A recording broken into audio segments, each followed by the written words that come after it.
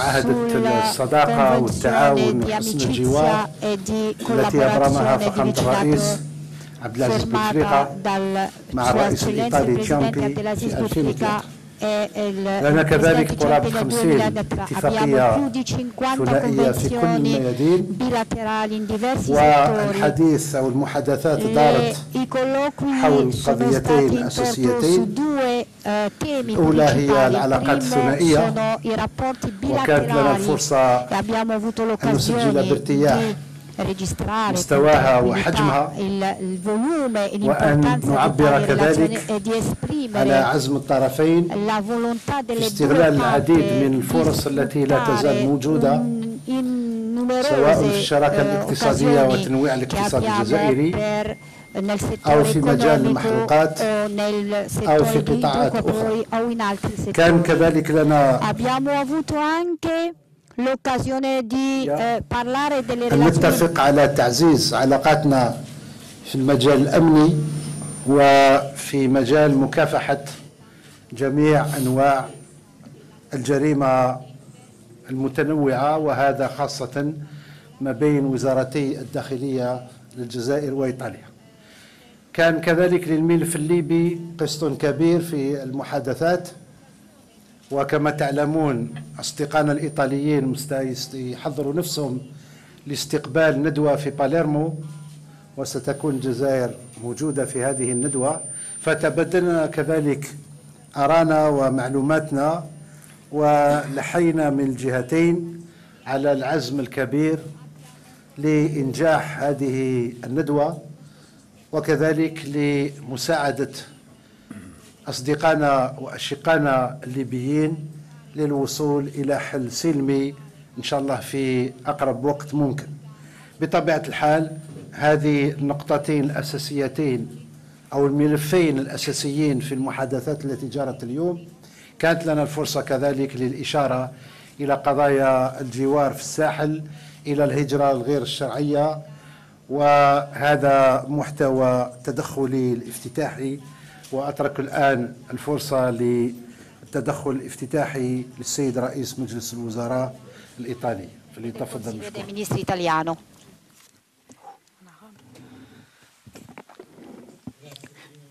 Merci, Monsieur le Premier ministre. Je suis très heureux d'être ici aujourd'hui dans ma première visite à Alger. C'est une visite qui se présente dans l'anniversaire du 15e anniversaire de la signature du traité d'amitié. Ça représente une excellente occasion pour relancer le partenariat stratégique entre les deux pays et pour intensifier les rapports bilatéraux. Je remercie beaucoup le Premier ministre Ouyahia pour la chaleureuse hospitalité. Nous avons eu une rencontre que je juge très constructive et positive, dans laquelle nous avons confirmé l'excellence état des rapports et des relations et l'ample spectre des intérêts partagés. Ma visite aujourd'hui confirme le soutien convaincu italien à un pays, l'Algérie, par lequel nous sommes liés, une grande amitié dans le respect réciproque, la compréhension mutuelle et sur la commune identité qui se trouve dans la mer Méditerranée.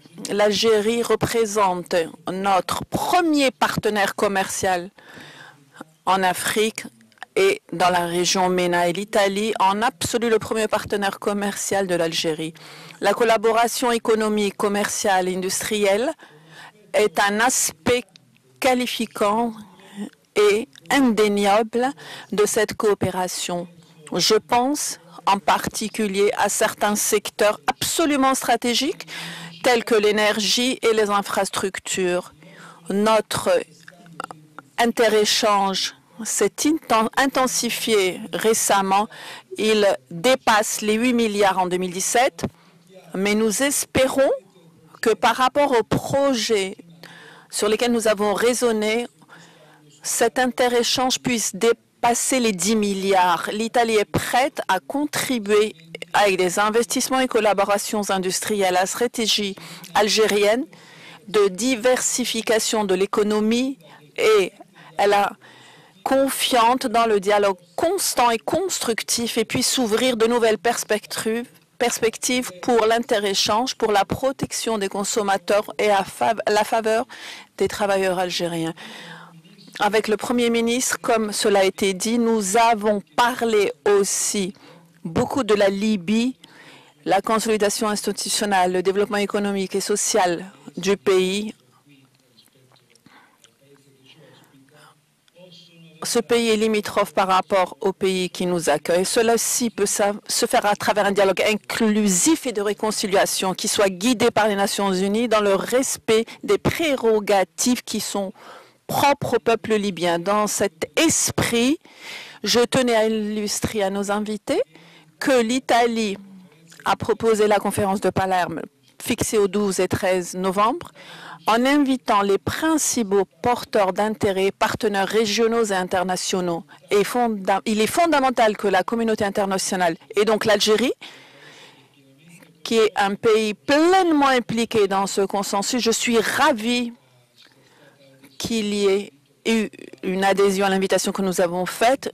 Et il est important que l'Algérie participe à ce processus et donc soutienne, elle aussi, avec sa cohésion maximale, l'œuvre de les Nations Unies pour la stabilité de la Libye. J'ai partagé avec M.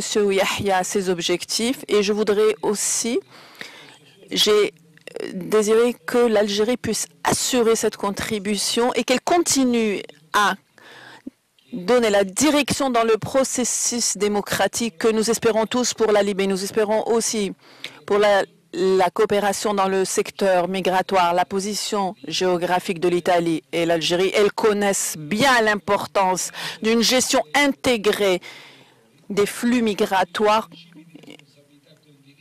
et il faut que nous ayons la responsabilité partagée et nous devons... e di destinazione. La collaborazione con le autorità algerine nel controllo dell'immigrazione irregolare è molto positiva, siamo molto soddisfatti e siamo convinti che continuando a lavorare insieme potremo rafforzare ulteriormente i positivi risultati già raggiunti.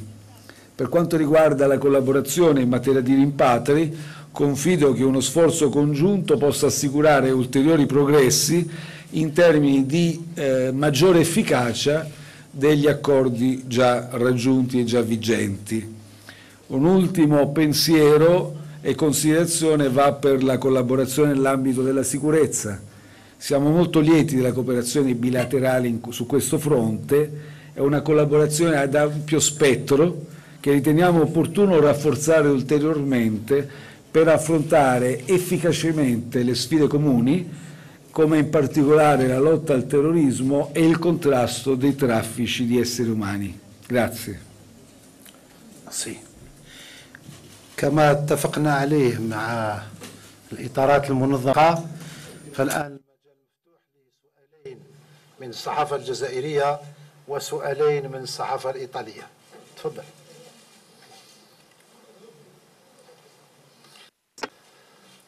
معالي الوزير الأول. Signor Primo Ministro Ahmed Tahar al-Nahar, Sid Ahmed Yahya, avete delle statistiche sul numero di profughi algerini e il numero di detenuti algerini in Italia? C'è un accordo con la parte italiana sulla loro espatriazione in Algeria? In questo senso, come tratta il governo algerino sul fatto che gli italiani hanno dei centri per i profughi? Grazie.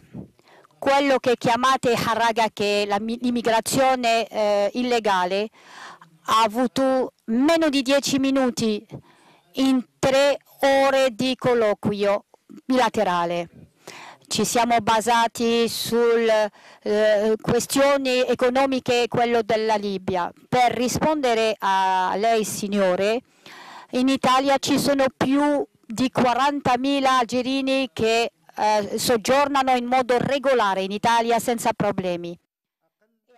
من 900 شخص الذين يقال عليهم أنهم في إقامة غير شرعية وهم جزائريين، لأن الكثير من الناس من دول مغاربية أخرى يمشوا لإيطاليا وربما يقدموا روحهم جزائريين. وعندنا إجراءات عادية، وإجراءات هذه تطبق مثل ما قلتها في مناسبة سابقة، كل من يثبت عليه أنه جزائري طبقا لأعراف القانون الدولي فالجناها هذه بأفراد وليس بعشرات من الأفراد.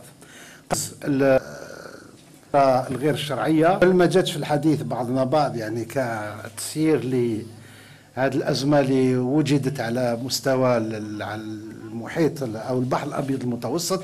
ثانيا الجزائر على ترابها. وشكرا. Pour un journaliste italien.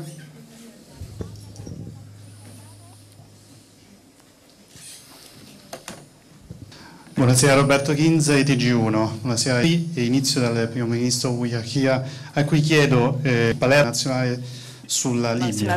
L'anticiperai la stabilisation parlando de la invece di Libye, hanno colpita dal aussi. maltempo ieri. Lei è stato insieme, volevamo sono previsti Quel type d'intervention est prévu quando questo Consiglio dei Ministri effettiva l'intervento. Aggiungo una domanda. Pour intervenir. Et je rajoute une question sur l'Europe, j'en profite. Aujourd'hui en Europe, il y a des critiques très fortes pour la manœuvre économique. Il y a beaucoup de critiques envers l'Italie. Qu'attendons-nous de la réunion de l'euro de Bruxelles? Ceci est adressé à M. Conte. Allora, per quanto riguarda Palermo, j'ai parlé hier, j'ai résumé la situation que j'ai trouvée durant ma visite que j'ai effectuée hier matin et aussi même dans l'après-midi. J'ai trouvé une situation très critique et j'ai dit tout de suite que la Sicile sera une des raisons pour lesquelles nous allons délibérer l'état d'urgence dans le prochain Conseil des ministres qui se tiendra dans la semaine, les jours prochains. C'est un conseil des ministres qui n'étaient pas prévus. Nous sommes en train de fixer en voie. Per quanto riguarda le misure adottate, in parte le ho anticipate. C'è un problema, diciamo così, degli interventi più strutturali. Questi riguardano il riassetto del sistema idrogeologico e ricordavo già ieri che abbiamo già preventivato per il prossimo triennio lo stanziamento già deliberato di 1 miliardo di euro presso il Ministero dell'Ambiente che verranno spesi in questa prospettiva. Sono soldi che già ci sono e si inquadrano in un piano pluriennale di intervento.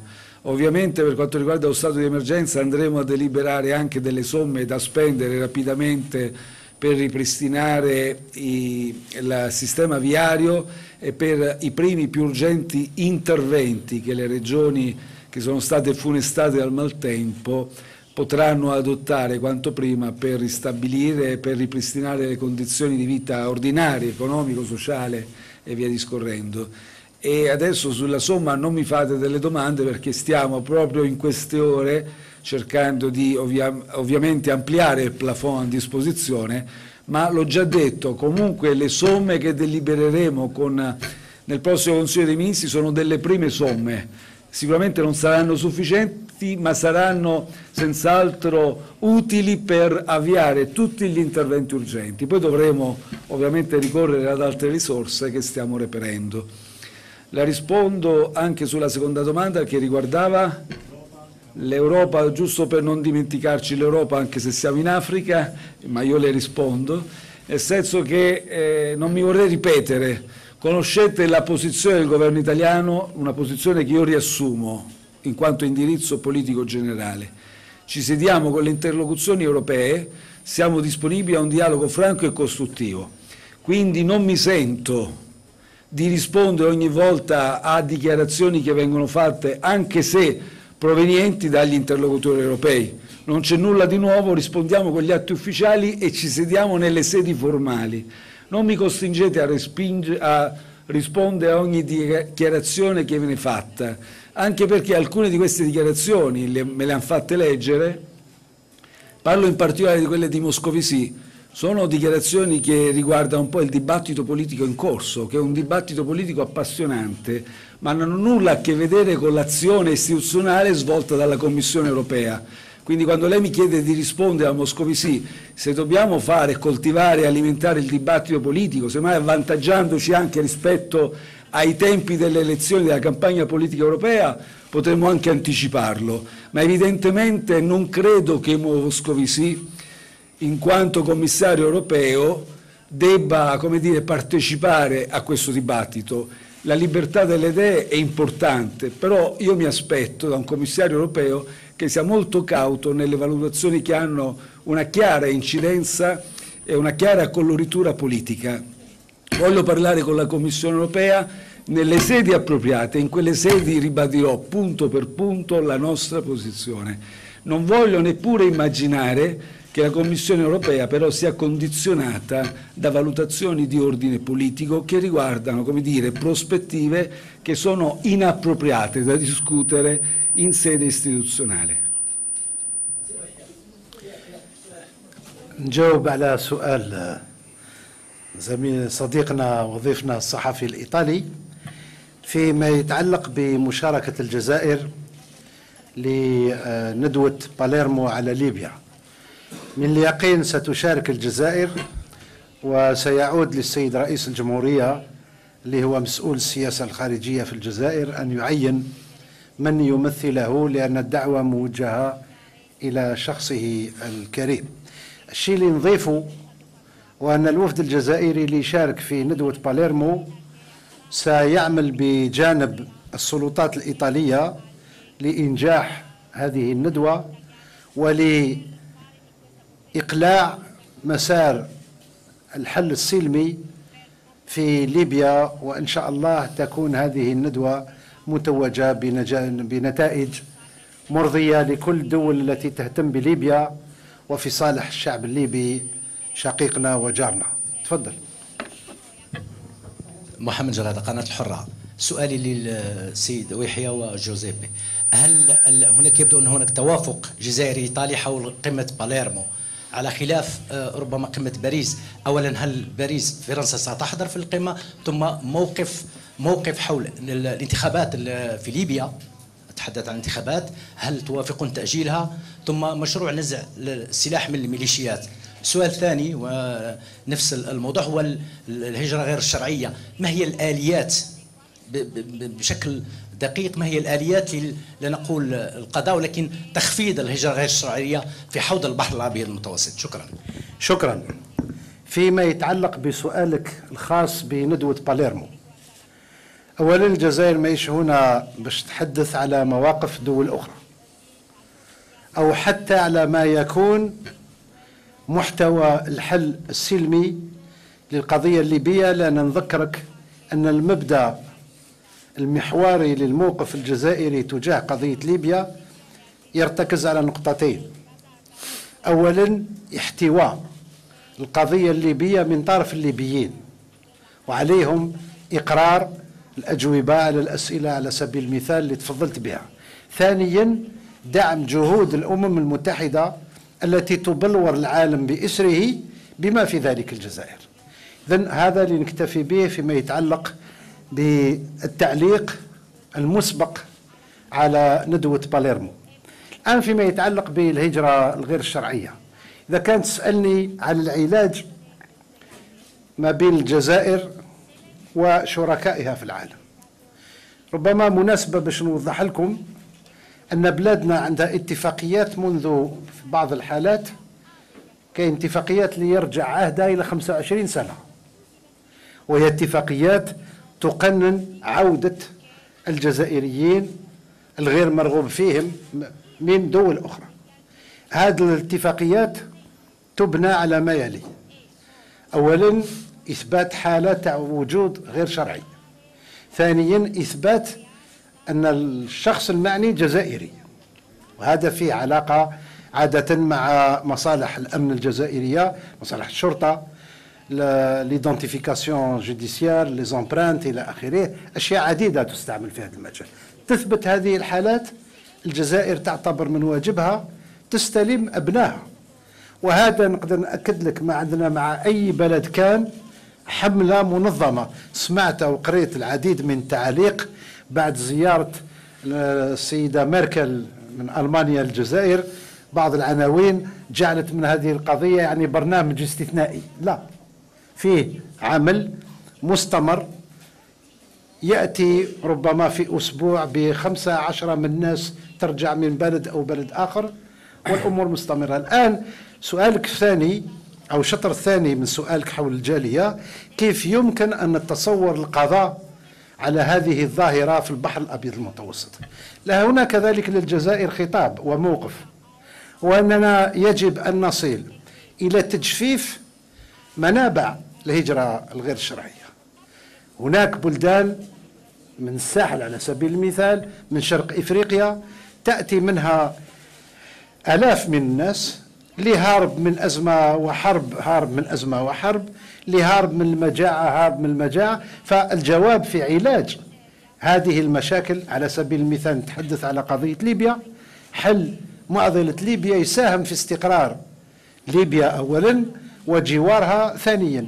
ندافع دوما في الساحل على ضرورة مرافقة الجهود لمكافحة الإرهاب أو المشاكل الأمنية اللي موجودة هنا أو هناك ببرامج وتشجيع إعادة بعث التنمية. فطرح الجزائر هذا هو، ماهوش بمعسكرات أو بحلول اللي ربما في الوهلة الأولى قد تظهر شغل سد تبنيه، يعني يحبس لك الماء، لكن في الواقع يأتي المزيد من الماء ويفوت عليه. شكرا. الآن سؤال لصحفي إيطالي.